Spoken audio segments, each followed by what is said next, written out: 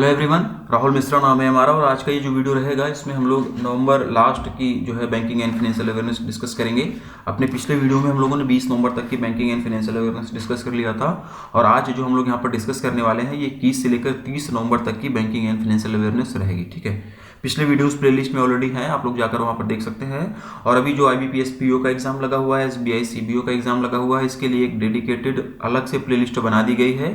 ठीक है, तो वहाँ पे जाकर आप लोग जो है पिछले लास्ट 6 मंथ की सारी वीडियोस आप वहाँ पर देख सकते हैं। और इस नवंबर मंथ का PDF अगर किसी को परचेज करना होगा तो इस वीडियो के नीचे डिस्क्रिप्शन में उसका भी लिंक दिया गया है, जहाँ से आप लोग जाकर ऐप डाउनलोड कर सकते हैं और वहाँ से PDF भी परचेज कर सकते हैं। ठीक है, तो चलिए पहला क्वेश्चन आज की वीडियो को हम लोग देखते हैं। और नवंबर मंथ का 56 क्वेश्चन हमारे सामने है और इसमें पूछा गया है कि in order to provide the fuel payment for their fast tag customers which bank has recently signed an agreement with Hindustan petroleum corporation. अपने फास्टैग ग्राहकों के लिए ईंधन भुगतान प्रदान करने के लिए किस बैंक ने हिंदुस्तान पेट्रोलियम कॉरपोरेशन के साथ में एक समझौते पर हस्ताक्षर किए हैं, ये इसमें पूछा गया है। और इसका जो आंसर हो जाएगा IDFC first bank, option number A। One liner question रहेगा, बहुत ज़्यादा डीप में जाने की जरूरत नहीं है क्योंकि इतना इसमें कुछ है नहीं एग्जाम ओरिएंटेड, सिर्फ इतना ही रहेगा। IDFC फर्स्ट बैंक इसका आंसर होगा। और अगर हम लोग IDFC फर्स्ट बैंक के हेडक्वार्टर की बात करेंगे तो मुंबई महाराष्ट्र में इसका हेडक्वार्टर हो जाएगा। MD एंड CEO की अगर हम लोग बात करेंगे तो V वैद्यनाथन, ठीक ना, V वैद्यनाथन ये जो है इसके MD एंड CEO हो जाएंगे। और हेडक्वार्टर जो है मैंने आपको बता ही दिया, मुंबई महाराष्ट्र में हो जाएगा। ठीक है, तो IDFC फर्स्ट बैंक और HPCL ने ये एग्रीमेंट साइन किया हुआ है। क्यों साइन किया गया है ये क्वेश्चन में ही बता दिया गया है। ठीक है ना, फास्टैग कस्टमर्स को, ठीक है ना, फ्यूल पेमेंट प्रोवाइड करने के लिए ये साइन किया गया है। IDFC के बारे में मैंने सारी चीज़ें बता दी हैं। बाकी HDFC, ICICI, एक्सिस और येस बैंक का हेडक्वार्टर वगैरह एटलीस्ट आप लोग यहाँ पर इसी टाइम पर रिकॉल करते हुए चलिएगा। नेक्स्ट देखेंगे, Which bank has got authorization from RBI to collect direct taxes on behalf of the Central Board of Direct Taxes CBDT in November 2021?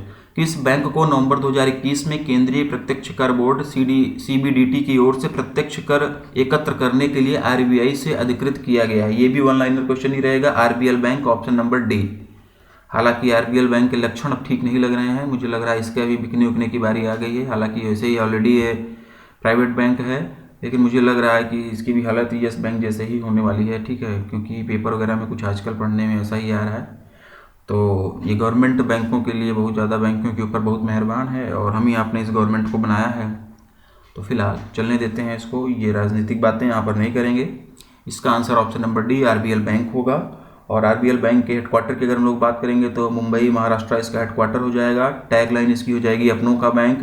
MD and CEO की बात करेंगे तो विश्ववीर आहूजा इसके MD एंड CEO हो जाएंगे। सिर्फ और सिर्फ वन लाइनर क्वेश्चन है। RBL के बारे में बताया, ऑप्शन में और जो भी बैंक दी गई हैं इनका हेडक्वार्टर एटलीस्ट, ये सारी चीज़ें आप लोग यहीं पर रिकॉल करते हुए चलो। नेक्स्ट देखते हैं, In order to increase awareness of frauds, which bank has launched the second edition of the मुंह बंद रखो campaign as a part of the International Fraud Awareness Week 2021 held from 14th to 20th November 2021?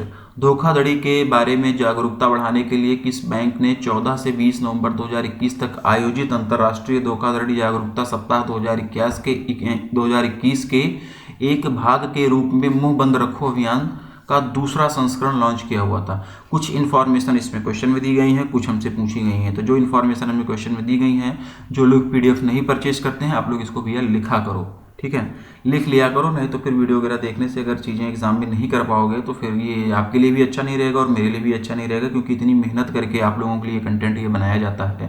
ठीक है, और जो लोग ढंग से पढ़ते हैं उनको 80 से 90% क्वेश्चन यहाँ से मिलते हैं। इसके बाद भी कुछ लोग कहते हैं कि क्वेश्चन नहीं मिल रहे हैं, तो कई बार क्या होता है कि हम सही तरीके से पढ़ नहीं रहे होते हैं। तो पढ़ने का तरीका अपना बता दो। इस क्वेश्चन से क्या इन्फॉर्मेशन हमें मिल रही है? इस क्वेश्चन से ये इन्फॉर्मेशन मिल रही है कि इंटरनेशनल फ्रॉड अवेयरनेस वीक 2021 में ये कब से कब किस ड्यूरेशन में आयोजित किया गया था। ठीक है, तो इसका जो आंसर हो जाएगा, इसका आंसर हो जाएगा 14 से 20 नवंबर के बीच में। क्वेश्चन इस तरीके से भी पूछा जा सकता था कि इंटरनेशनल फ्रॉड अवेयरनेस वीक जो है वो कब आयोजित किया गया था, किस उसका सप्ताह मतलब कितने से कितने दिनों के लिए। तो इस कंडीशन में जो है 14 से 20 नवंबर इसका आंसर हो जाएगा। ठीक, तो ये इन्फॉर्मेशन तो हमें क्वेश्चन में मिल रही है। अब इसमें पूछा क्या गया है? पूछा यह गया है कि सेकेंड एडिशन ऑफ मुंह बंद रखो कैंपेन, मुंह बंद रखो कैंपेन का दूसरा संस्करण किस बैंक के द्वारा लॉन्च किया गया है? तो जिसके द्वारा पहला लॉन्च किया गया था वही उसी के द्वारा दूसरा भी लॉन्च किया गया है। पहला लॉन्च किया गया था HDFC बैंक के द्वारा, दूसरा भी HDFC बैंक के द्वारा ही लॉन्च किया गया है। ऑप्शन नंबर ए इसका आंसर हो जाएगा HDFC बैंक। ठीक है, HDFC बैंक ऑप्शन नंबर ई इसका आंसर होगा। और मुंह बंद रखो का सेकंड एडिशन है ये। इसके तहत जो है HDFC बैंक अगले 4 महीने में, ठीक ना, इसके तहत HDFC बैंक अगले 4 महीनों में 2000 से अधिक वर्कशॉप आयोजित करेगी, जिससे कि ग्राहकों को फिनेंशियल अवेयरनेस के बारे में अवेयर किया जा सके। ठीक है, तो ऑप्शन नंबर ई इसका आंसर हो जाएगा। HDFC bank, ICICI bank, IDFC, federal और इंडसइंड बैंक, इन सभी का हेडक्वार्टर रिकॉल करते हुए चलना है। Headquarter, tagline, MD and CEO। Next, as per the Economic Advisory Council to the Prime Minister EACPM, what is the projected GDP of India for the financial year 23? प्रधानमंत्री की आर्थिक सलाहकार परिषद के अनुसार वित्त वर्ष 2023 के लिए भारत की अनुमानित GDP क्या है? One liner question. 7 to 7.5%, option number B. 7 to 7.5%, option number B जो है ये इसका आंसर हो जाएगा। और ये जो economic advisory council to PM है, इसमें टोटल कितने मेंबर हैं? 7 मेंबर हैं। ठीक ना, इसमें टोटल 7 मेंबर होते हैं जो कि PM को देश की अर्थव्यवस्था के बारे में सलाह देते हैं। PDF में इस कमेटी के बारे में, जो economic advisory council to the prime minister, उसमें काफ़ी डिटेल में दिया गया है, कौन इसमें चेयरमैन है, कौन कौन से मेंबर हैं, सारी चीज़ें वहाँ पर बताई गई हैं। ठीक, तो ऑप्शन नंबर बी 7 to 7.5% इसका आंसर होगा। नेक्स्ट, एज पर RBI's recent data, Punjab and Maharashtra Cooperative Bank PMC Bank is going to amalgamate with which small finance bank? RBI के हालिया मसौदे के अनुसार पंजाब और महाराष्ट्र सहकारी बैंक किस लघु वित्त बैंक यानी कि स्मॉल फाइनेंस बैंक के साथ में समामेलन करने जा रहा है? तो इसका जो आंसर हो जाएगा unity small finance bank, option number C. बढ़िया क्वेश्चन है ये, ध्यान रखना आप लोग, क्वेश्चन पूछा जा सकता है। ठीक ना, unity small finance bank, option number C इसका आंसर हो जाएगा। और ये जो यूनिटी स्मॉल फाइनेंस बैंक है ये दिल्ली बेस्ड है। ठीक ना, Delhi based unity small finance bank में PMC बैंक के विलय का मसौदा जो है वो RBI के द्वारा भी हाल ही में जारी कर दिया गया। और इस विलय के बाद में जो भी PMC बैंक के कस्टमर्स होंगे उन्हें अगले 10 सालों में उनका पूरा अमाउंट वापस कर दिया जाएगा। ये डेडलाइन याद रखना, क्वेश्चन यहाँ से बन सकता है। PDF में सारी चीज़ें लिखी गई हैं, लेकिन फिर भी मैं बता रहा हूँ, जो लोग PDF वगैरह नहीं परचेज किए आप लोग लिखो इसको। ठीक है ना, जो ये विलय होने जा रहा है, इस विलय के बाद में PMC के जो भी कस्टमर्स होंगे उन्हें अगले 10 सालों में उनका पूरा अमाउंट वापस कर दिया जाएगा। लेकिन अभी इनिशियल लेवल पर, लेकिन अभी शुरुआती दौर में DICGC के द्वारा केवल और केवल 5 लाख रुपए ही उन्हें मिलेंगे, जो कि इंश्योर्ड होते हैं, जो बीमा के तरह दिया जाता है। ठीक है, और बाकी बस इतना ही डिटेल यहाँ पर जानो, और आप लोग लिखते हुए चलना, ये सारी चीज़ें मैं बता रहा हूँ। जो लोग PDF परचेज नहीं करते हैं लिखना, और जो लोग परचेज करते हैं उनको तो काफ़ी इन्फॉर्मेशन मिल जाती है, वो लोग भी याद किया करो। ठीक है, यहाँ पर बात हुई है किसकी? यूनिटी स्मॉल फाइनेंस बैंक की। ठीक ना, तो यूनिटी स्मॉल फाइनेंस बैंक, पहली चीज़ तो ये क्या है? ज्वाइंट वेंचर है। ठीक ना, पहली चीज़ तो ये ज्वाइंट वेंचर है। ठीक है ना, किसका किसका ज्वाइंट वेंचर है तो ये भी हम लोग जान लेते हैं। तो ये सेंट्रम ग्रुप और भारत पे का ज्वाइंट वेंचर है। सेंट्रम ग्रुप एंड भारत पे का ज्वाइंट वेंचर है ये यूनिटी स्मॉल फाइनेंस बैंक। ठीक ना, यूनिटी स्मॉल फाइनेंस बैंक की इसका ज्वाइंट वेंचर है। इसके हेडक्वार्टर की बात करेंगे तो इसका हेडक्वार्टर जो है न्यू दिल्ली में है, नई दिल्ली में जो है इसका हेडक्वार्टर है। कहाँ पर? नई दिल्ली में इसका हेडक्वार्टर है। ठीक ना, 1 नवंबर 2021 से इसने अपना काम करना शुरू कर दिया, मतलब इसका ऑपरेशन स्टार्ट हो गया, इसने ये वर्किंग हो गई है। Unity small finance bank 1100 crore की इनिशियल कैपिटल के साथ में इसकी स्थापना की गई है। ठीक ना, 1100 करोड़ रुपए की इनिशियल कैपिटल के साथ में इसकी स्थापना की गई है। यहाँ पर एक क्वेश्चन आप लोगों के लिए रहेगा, इसका आंसर आप लोग कमेंट में बताओ कि स्मॉल फाइनेंस बैंक को इस्टेब्लिश करने के लिए, को स्थापित करने के लिए जो मिनिमम रिक्वायर्ड कैपिटल होती है वो क्या होती है? आप लोग कमेंट कर बताओगे।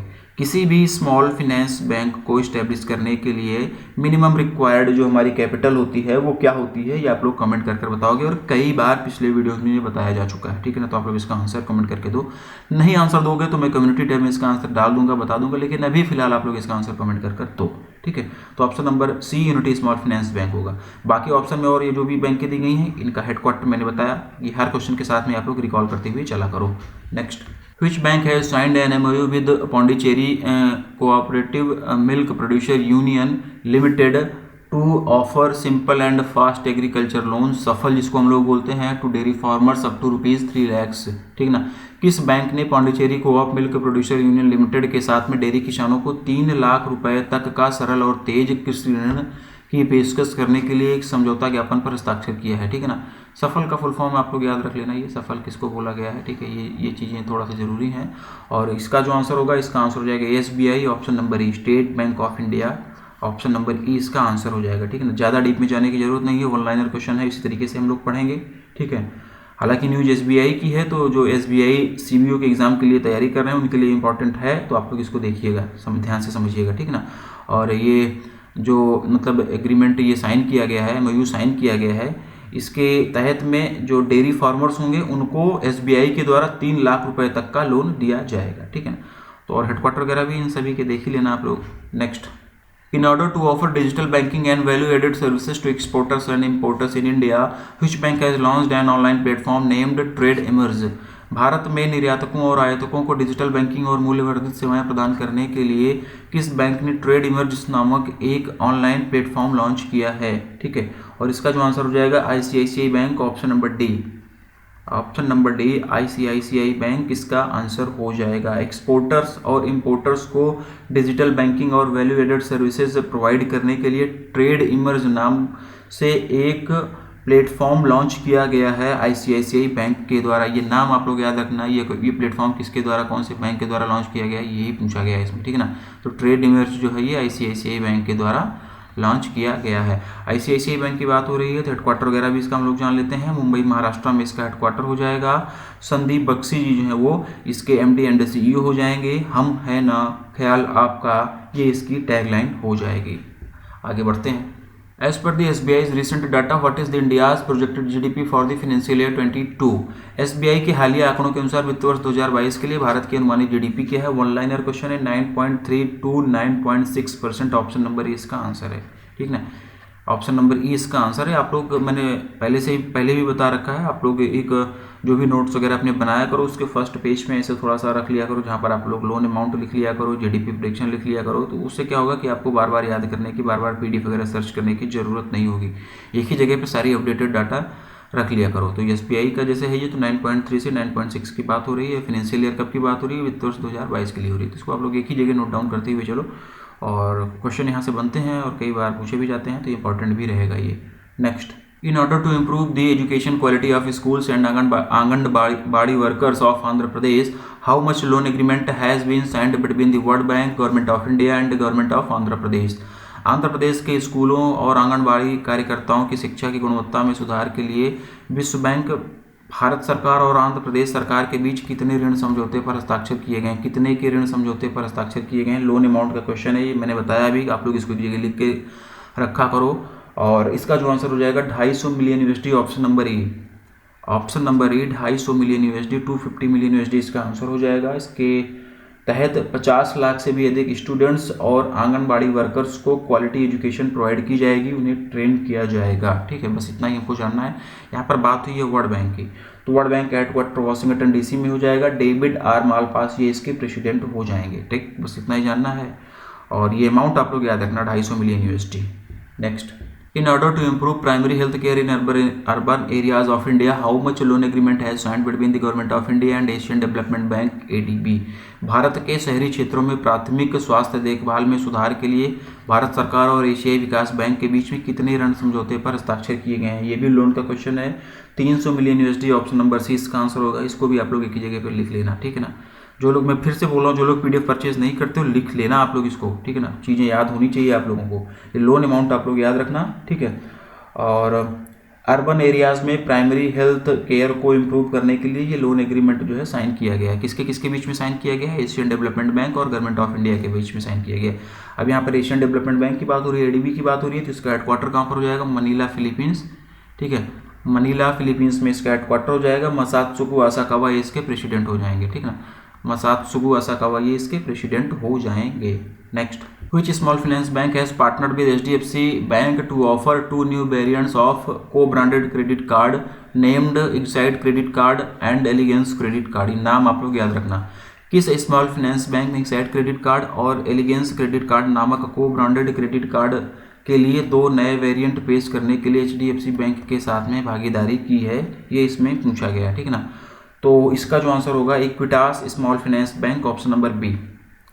Option number B Equitas small finance bank इसका आंसर हो जाएगा। और ये जो क्वेश्चन में क्रेडिट कार्ड के नाम दिए गए इसे भी आप लोग याद रख लेना, ठीक है।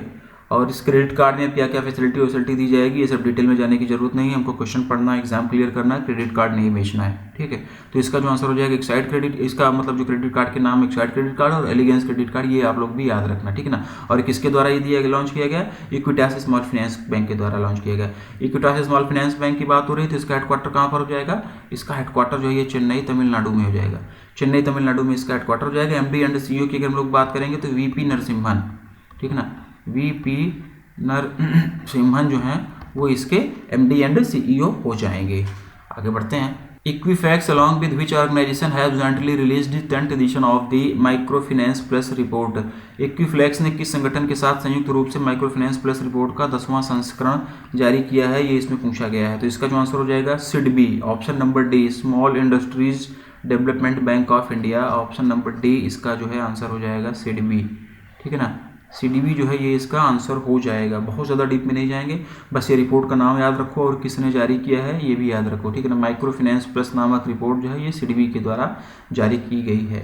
Next, as per the recent projection of Goldman Sachs what will be the projected GDP of India in financial year 22। Goldman Sachs के हालिया प्रक्षेपण के अनुसार वित्त वर्ष 2022 में भारत की अनुमानित GDP क्या होगी, ये इसमें पूछा गया। क्वेश्चन में पूछा गया फाइनेंशियल ईयर 2022 की, ठीक है ना। तो फाइनेंशियल ईयर 2022 के लिए जो आंसर होगा 8.5% होगा और ये ऑप्शन नंबर ए है, ठीक है ना। तो इसका जो आंसर हो जाएगा 8.5%। फाइनेंशियल ईयर 2022 के लिए जो है इसका आंसर हो जाएगा 8.5%। और अगर हम लोग बात करें फाइनेंशियल ईयर 2023 की, फाइनेंशियल ईयर 2023 की अगर बात की जाए तो इसका जो आंसर हो जाएगा 9.8%, ठीक है ना। तो दोनों देखो ऑप्शन में दिए गए हैं तो कंफ्यूज नहीं होना है, ये देख लेना है कि फाइनेंशियल ईयर क्वेश्चन में फाइनेंशियल ईयर 2022 के लिए पूछा गया, 22 के लिए या 23 के लिए, ठीक है ना। 22 के लिए पूछा गया तो ऑप्शन नंबर 8.5, 23 के लिए पूछा गया तो 9.8%। बस वन लाइनर क्वेश्चन है और GDP के कई सारे क्वेश्चन आप लोगों को मिल रहे हैं तो इसको एक जगह लिखकर याद कर लेना। ये रिवाइज्ड और लेटेस्ट GDP रहेगी जो भी आने वाले अभी एग्जाम है। मुझे नहीं लग रहा है कि एग्जाम से पहले तक कोई भी GDP में कुछ भी चेंजेस अभी आएंगे, तो इसको एक जगह लिखकर आप लोग याद कर लीजिएगा। Next, in order to finance MSMEs, which bank has entered into a co-lending partnership with Capri Global Capital Limited recently? MSMEs को वित्त पोषित करने के लिए हाल ही में किस बैंक ने कैप्री ग्लोबल कैपिटल लिमिटेड के साथ सह-ऋण साझेदारी में प्रवेश किया है? इसका आंसर हो जाएगा Union Bank of India, option number C, ठीक है। Option number C Union Bank of India जो है ये इसका आंसर हो जाएगा। और ये जो कैप्री ग्लोबल है ये एक NBFC है, ठीक है ना। ये जो कैप्री ग्लोबल है ये एक NBFC है और इसी ने MSMEs को फाइनेंशियल सपोर्ट प्रोवाइड करने के लिए यूनियन बैंक ऑफ इंडिया के साथ में को लेंडिंग एग्रीमेंट किया है। इसके तहत इस को लेंडिंग एग्रीमेंट के तहत में 10 लाख रुपए से लेकर 1 करोड़ रुपए तक का लोन प्रोवाइड किया जाएगा, ठीक है। 10 लाख रुपए से लेकर 1 करोड़ रुपए तक का लोन जो है प्रोवाइड किया जाएगा इस को लेंडिंग एग्रीमेंट के बीच में। को लेंडिंग एग्रीमेंट क्या होती है, को लेंडिंग पार्टनरशिप क्या होती है, आप लोगों को पता होगा, कई बार बताया जा चुका है। इसके तहत जो लोन दिए जाते हैं उसमें कितना प्रतिशत लोन जो है बैंक के द्वारा दिया जाता है और कितना प्रतिशत लोन जो है वो NBFC के द्वारा दिया जाता है, ये भी आप लोगों को पता होगा। जिसको भी पता है वो आप लोग फटाफट कमेंट करके बता दो। NBFC के लिए भी को लेंडिंग एग्रीमेंट के लिए जो है भी RBI ने एक रिवाइज्ड गाइडलाइंस भी जारी की थी। वो लगभग कब जारी की गई थी और क्या कहा गया था उसमें अगर कुछ भी याद आ रहा है तो वो भी आप लोग बता दो। और ये जो भी चीज़ें मैं आपसे पूछ रहा हूँ ये सारी चीज़ें आप लोगों को पढ़ाई जा चुकी हैं, ठीक है। तो अगर इसमें से कुछ भी याद आ रहा है तो आप लोग कमेंट कर फटाफट बता दो और हम लोग पढ़ते हैं अपने अगले क्वेश्चन की तरफ। In order to provide drone insurance, which insurance company recently partnered with Tropogo? Drone बीमा प्रदान करने के लिए हाल ही में किस बीमा कंपनी ने ट्रोपोगो के साथ में साझेदारी की है, ये इसमें पूछा गया है। और इसका जो आंसर हो जाएगा Bajaj Allianz general insurance, option number A, ठीक है। ऑप्शन नंबर ए बजाज एलियांज जनरल इंश्योरेंस इसका आंसर हो जाएगा। और इस पार्टनरशिप के बाद Bajaj Allianz drone insurance cover offer करने वाली चौथी इंश्योरेंस कंपनी बन जाएगी। बजाज एलियांज से पहले 3 और कंपनियां जो हैं जो कि ड्रोन इंश्योरेंस ऑफर करती हैं, ठीक है। तो सबसे पहले HDFC एर्गो ने ड्रोन इंश्योरेंस लॉन्च किया हुआ था। ये भी क्वेश्चन पूछा जा सकता है कि name the company which has firstly launch the drone insurance product. तो इसका जो आंसर हो जाएगा HDFC एर्गो। HDFC एर्गो ने ड्रोन इंश्योरेंस लॉन्च किया हुआ था सबसे पहले, उसके बाद में ICICI लोम्बार्ड ने लॉन्च किया ड्रोन इंश्योरेंस, उसके बाद में तीसरे नंबर पर टाटा AIG ने ड्रोन इंश्योरेंस लॉन्च किया था, और चौथे नंबर पर बजाज एलियांज जनरल इंश्योरेंस ने ड्रोन इंश्योरेंस लॉन्च किया है ट्रोपोके के साथ में साझेदारी में। ठीक, तो ऑप्शन नंबर ए इसका आंसर होगा। Next, in order to launch a co-branded mobile first credit card which company has partnered with one card recently। co-branded mobile first credit card launch करने के लिए हाल ही में किस कंपनी ने वन कार्ड के साथ में साझेदारी की है, ये इसमें पूछा गया है, और इसका जो आंसर हो जाएगा BOB financial solutions, option number D. ठीक ना, BOB financial solutions, option number D जो है ये इसका आंसर हो जाएगा। BFSL के द्वारा ये कार्ड इशू किया जाएगा और वन कार्ड के द्वारा ये जो है कार्ड मैनेज किया जाएगा। ठीक, तो ऑप्शन नंबर डी इसका आंसर हो जाएगा, यही इसमें पढ़ना था, इससे ज़्यादा डीप में जाने की जरूरत और इसमें है नहीं। ठीक है, अगले की तरफ बढ़ते हैं। As per Moody's recent projection what will be the India GDP in financial year 22। Moody's के हालिया अनुमान के अनुसार वित्त वर्ष 2022 में भारत की GDP क्या होगी, ये इसमें पूछा गया। ये भी GDP का क्वेश्चन है, ऑप्शन नंबर सी 9.3% ये इसका आंसर होगा। एक ही जगह GDP के सारे चीज़ें आप लोग लिख लेना, यहाँ से क्वेश्चन पूछे जा सकते हैं। ये बात किसकी हो रही है, फाइनेंशियल ईयर 2022 की। फाइनेंशियल ईयर 2022 में 9.3% रहने का अनुमान है, और अगर हम लोग बात करें फाइनेंशियल ईयर 2023 की तो उस टाइम पर जो है 7.9% रहने का अनुमान रहेगा। ठीक है ना, ये दोनों चीज़ें आप लोग याद रखना, वित्त वर्ष 22 और 23 दोनों के लिए आपको बता दिया गया है। अगला देखेंगे, in order to offer customers instant payment system via unified payment interface which bank has partnered with Amazon Pay and Amazon Web Services recently। Unified payment interface के माध्यम से ग्राहकों को तत्काल भुगतान प्रणाली प्रदान करने के लिए हाल ही में किस बैंक ने अमेजोन पे और अमेजोन वेब सर्विसेज के साथ में साझेदारी की है, ये इसमें पूछा गया है, और इसका जो आंसर हो जाएगा Yes Bank, option number B. Option number B Yes Bank जो है ये इसका आंसर हो जाएगा। और किस लिए साझेदारी की गई है ये, ठीक है ना, इसमें क्या पूछा गया है कि in order to offer instant payment system via UPI which bank has partnered with Amazon Pay and Web Services। UPI के थ्रू जो है पेमेंट सिस्टम को ऑफर करने के लिए किस बैंक ने Amazon Pay और Amazon Web Services के साथ में पार्टनरशिप किया हुआ है, तो यस बैंक जो है इसका आंसर हो जाएगा। ठीक है, और UPI के लिए कौन सा हैंडल यूज किया जाएगा, तो इसके लिए हैंडल यूज किया जाएगा @YAPL।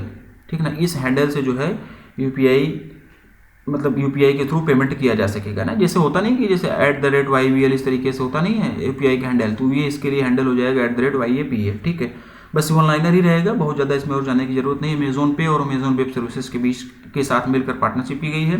क्योंकि येस बैंक इसका आंसर है तो इसके बारे में थोड़ा सा और जानेंगे। मुंबई महाराष्ट्र में इसका हेडक्वार्टर होगा। प्रशांत कुमार जो है वो इसके कौन हो जाएंगे, MD एंड CEO। ठीक है ना, और एक्सपीरियंस और एक्सपर्टाइज ये हो जाएगी इसकी टैगलाइन। येस बैंक के बारे में मैंने बताया, और ऑप्शन में जो सारी चीज़ें दी गई हैं ये आपको पता होगा, इसी में उम्मीद करता हूँ। और इसी उम्मीद के साथ अगले क्वेश्चन की तरफ भी बढ़ते हैं हम लोग।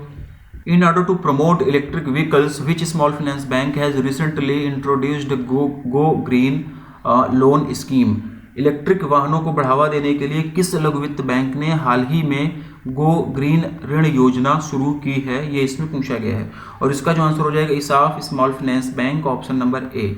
ठीक है, option number A ESAF small finance bank इसका आंसर हो जाएगा। इसके तहत लो इंटरेस्ट रेट और मिनिमम प्रोसेसिंग फीस पर इलेक्ट्रिक व्हीकल्स परचेज करने के लिए लोन दिया जाएगा। इसाफ स्मॉल फाइनेंस बैंक की यहाँ पर बात हो रही है, तो इसका हेडक्वार्टर कहाँ पर हो जाएगा, तो इसका हेडक्वार्टर हो जाएगा थिरुसूर केरला में। ठीक ना, थिरुसूर केरला में जो है ये इसका हेडक्वार्टर हो जाएगा। ठीक, बाकी सबका हेडक्वार्टर भी आप लोग लगे हाथ रिकॉल ही करते हुए चलो। ठीक है, चलो नेक्स्ट देखते हैं। In order to boost the MSME lending which bank has recently signed co lending agreement with Capri Global Capital Limited. MSMEs ऋण को बढ़ावा देने के लिए हाल ही में किस बैंक ने कैप्री ग्लोबल कैपिटल लिमिटेड के साथ सह ऋण समझौते पर हस्ताक्षर किए हैं, ये इसमें पूछा गया है। ठीक है, कैप्री ग्लोबल की फिर से बात हो गई है, को लेंडिंग की बात फिर से हो गई। अभी इसके पहले भी हम लोगों ने कैप्री ग्लोबल के बारे में पढ़ा हुआ था। ठीक है, तो इसके पहले कौन सी बैंक थी आप लोग फटाफट कमेंट कर बता दो। अगर मुरारी बापू की कथा के तरीके से नहीं सुन रहे हो और कथा के तरीके से सुन रहे हो तो आपको याद नहीं होगा, ये हमें पता है। ठीक है, फिलहाल इसका जो आंसर होगा, इसका आंसर हो जाएगा state bank of India, option number A. Option number A state bank of India इसका आंसर हो जाएगा। ठीक है, और कैप्री ग्लोबल बताया ही था, उस क्वेश्चन में भी बताया था, यहाँ पर भी बता दे रहा हूँ कि ये एक NBFC है और इसी ने अभी SBI के साथ में पार्टनरशिप किया हुआ है। किसके लिए, को लेंडिंग एग्रीमेंट के लिए। को लेंडिंग एग्रीमेंट के बाद में एमएसएमईज को लोन ऑफर किया जाएगा, ठीक है। और को लेंडिंग एग्रीमेंट में मैंने बताओ कि किसके किसके बीच में को लेंडिंग एग्रीमेंट होता है, और जो बैंक होती है उसके द्वारा कितना % लोन दिया जाता है, जो एनबीएफसी होती है उसके द्वारा कितना % लोन दिया जाता है, ठीक है ना। ये सारी चीज़ें आप लोग कमेंट कर कर बताओ, और ये सब कुछ आप लोगों को बताई जा चुकी हैं, ठीक है। नेक्स्ट देखेंगे, in order to launch innovative financial services products using a do-it-yourself interface, which new banking startup has recently launched industry first no-code embedded finance platform named Jig, ठीक है। तो इसका जो आंसर हो जाएगा open financial technology, option number ए। Open financial technology option number ए इसका answer हो जाएगा, ठीक है ना। और बस वन लाइनर क्वेश्चन ही रहेगा, बहुत ज़्यादा इंपॉर्टेंट है नहीं ये क्वेश्चन, लेकिन कोई भी चीज़ें छूट ना जाएं इसीलिए हम लोग इसको पढ़ रहे हैं, बाकी ये बहुत ज़्यादा इंपॉर्टेंट है नहीं। तो बस वन लाइनर क्वेश्चन की तरीके से इसको पढ़ो और आगे बढ़ो, ठीक है। अगला और लास्ट क्वेश्चन देखेंगे हम लोग इस वीडियो का। द सेकेंड फेज ऑफ सावधान रहें सेफ रहें a public awareness campaign on life insurance frauds has recently been launched by which insurance company. किस बीमा जीवन बीमा धोखाधड़ी पर जन जागरूकता अभियान सावधान रहें सुरक्षित रहें का दूसरा चरण हाल ही में किस बीमा कंपनी के द्वारा शुरू किया गया है, ये इसमें पूछा गया है। तो इसका जो आंसर हो जाएगा बजाज फिनसर्व, ऑप्शन नंबर ए। बस वन लाइनर क्वेश्चन ये भी रहेगा, ठीक है। इससे ज़्यादा और इसमें कुछ भी नहीं पढ़ना है, ठीक है। तो आज ये लास्ट क्वेश्चन था इस वीडियो का, और हम लोगों ने अभी जो है नवंबर मंथ की बैंकिंग एंड फाइनेंशियल अवेयरनेस को कंप्लीट कर लिया है। नवंबर महीने में कुछ भी पेंडिंग नहीं रह गया है, और इसका जो पीडीएफ है ऑलरेडी ऐप पर अवेलेबल करा दिया गया है। इस वीडियो के नीचे डिस्क्रिप्शन में भी उसका लिंक दे दिया गया है। अगर आप लोग परचेज करना चाहते हैं तो आप लोग वहाँ पर जाकर परचेज कर सकते हैं। और कुछ भी परचेज करने से पहले उसके जो FAQs वगैरह रहते हैं उसको पढ़ लिया करें, ठीक है, क्योंकि परचेज करने के बाद में जिससे कि कोई दिक्कत ना हो। और जिनका भी अभी IBPS PO क्लर्क और SBI CBO का एग्जाम लगा हुआ है उनके लिए एक अलग से डेडिकेटेड प्लेलिस्ट बना दी गई, उसकी भी लिंक जो है इस वीडियो के नीचे डिस्क्रिप्शन में दे दी गई है। वहाँ से जाकर आप लोग पिछले लास्ट 6 मंथ की बैंकिंग एंड फाइनेंशियल अवेयरनेस भी देख सकते हैं और उन सारी चीज़ों को रिवाइज कर सकते हैं। SBI CBO के लिए बहुत ज़्यादा भटकने की, इधर उधर जाने की जरूरत नहीं है। SBI CBO का सिलेबस अगर आप लोग देखेंगे तो सिर्फ और सिर्फ बैंकिंग एंड फाइनेंस ही पढ़ाया जा रहा है, उसमें पूछा गया है। और यहाँ पर जो हम लोग कवर कर रहे हैं banking and finance he cover कर रहे हैं, तो इससे ज़्यादा बाहर के क्वेश्चन आपको मिलने वाले हैं नहीं। लगभग 70, 80, 90% क्वेश्चन आप लोगों को यहीं से मिल जाएंगे। और कुछ लोगों की डिमांड रहती है कि सर स्टैटिक का भी पार्ट कराओ, स्टैटिक का भी पार्ट कराओ। तो स्टैटिक जो है हम लोग जो है क्या कर रहे हैं कि यहाँ पर देखो स्टैटिक जो बैंक में पूछा जाता है किस तरीके से पूछा जाता है, जो करंट में न्यूज़ रहता है उसी से रिलेटेड जो है मिलता जुलता स्टैटिक पूछ लिया जाता है। तो जो करंट हम लोग यहाँ पर करंट बैंकिंग पढ़ रहे हैं इससे मिलता जुलता जो भी स्टैटिक होती है वो हम यहाँ पर हम लोग जो है आपको तुरंत के तुरंत पढ़ाते हुए चलते हैं। तो स्टैटिक के लिए भी बहुत ज़्यादा पैनिक करने की जरूरत नहीं है, बस जितनी चीज़ें पढ़ाई जा रही है ना उसको आप लोग याद कर लो, चाहे तो और नोट्स अपने खुद के बनाओ। PDF परचेज कर रहे हो तो कोई बात नहीं, लेकिन उसके बाद में भी थोड़ा बहुत अपने हाथ से लिखो। अगर आप PDF परचेज नहीं कर रहे हो ना तो इस वीडियो में हर क्वेश्चन के साथ में मैं जितनी चीज़ें बोल रहा हूँ, जो कुछ भी बोल रहा हूँ ना, इसको किसी भी तरीके से शॉर्ट फॉर्म में आप लोग अपने पास लिख कर रखो और एग्जाम टाइम पे इसको रिवाइज कर लेना। क्योंकि एग्जाम टाइम में जब एग्जाम आ जाएगा तो रिवीजन के लिए इतना टाइम होता नहीं कि हम फिर एक एक वीडियोस देखें, ठीक है ना। तो उस टाइम पर हमारे नोट्स ही काम आते हैं। तो नोट्स अपने आप लोग जो है खुद बनाते रहो। और PDF अभी आप लोगों को इंग्लिश में प्रोवाइड की जा रही है। आने वाले टाइम पर हम कोशिश कर रहे हैं कि इंग्लिश के साथ साथ हिंदी में भी आप लोगों को PDF प्रोवाइड की जाए, ठीक। तो आज का वीडियो हम लोग यहीं पर खत्म करेंगे और अपने अगले वीडियो में मिलते हैं। जनवरी हम लोग स्टार्ट करेंगे, जनवरी का कुछ भी पेंडिंग नहीं रहेगा। दिसंबर पेंडिंग रह रहा है, कोशिश ये करेंगे कि दिसंबर भी धीरे धीरे आप लोगों को कंप्लीट करा दी जाए, ठीक। तो चलो आज को हम लोग यहीं पर वाइंड अप करते हैं, मिलते हैं अपने अगले वीडियो में।